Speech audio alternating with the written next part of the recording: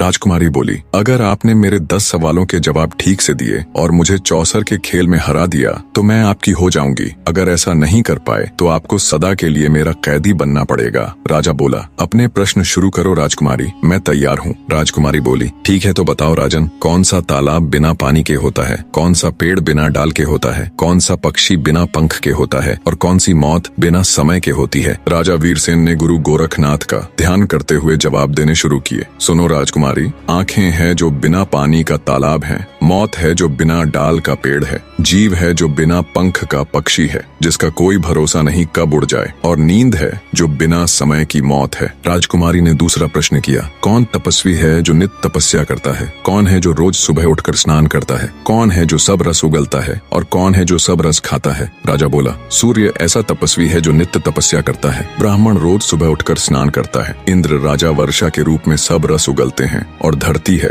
जो सब रस खाती है अर्थात वर्षा को सोख लेती है। राजकुमारी ने तीसरा सवाल किया, ऐसा क्या है जो कोई स्त्री नहीं कर सकती, ऐसा क्या है जो समुद्र में समा नहीं सकता, ऐसा क्या है जो अग्नि में नहीं जल सकता और क्या है जिसे काल नहीं खा सकता। राजा बोला, राजकुमारी, एक स्त्री अपने पुत्र के साथ क्रिया नहीं कर सकती, यश है जो समुद्र में समा नहीं सकता, धर्म है जो अग्नि में जल नहीं सकता और नाम ऐसी वस्तु है जिसे काल खा नहीं सकता। राजा की हाजिर जवाबी और सटीकता के साथ सवालों के जवाब देते देख राजकुमारी आश्चर्य के साथ साथ प्रसन्न भी थी। उसने चौथा सवाल किया, ऐसा क्या है जो बचपन में 30 गज का, जवानी में 4 गज का, बुढ़ापे में 60 गज का और मरने के बाद अंत नहीं। राजा बोला, सुनो राजकुमारी, किसी भी वस्तु या इंसान की परछाई ही एकमात्र ऐसी चीज है जो दिन में 30 गज की, दोपहर में 4 गज की, शाम के समय 60 गज की और रात में अनंत हो जाती है। राजकुमारी बोली, आप ठीक कह रहे हैं राजन, अब मेरे 5वें सवाल का जवाब दो, वह क्या है जो हमेशा बदलता रहता है पर कभी नहीं बदलता।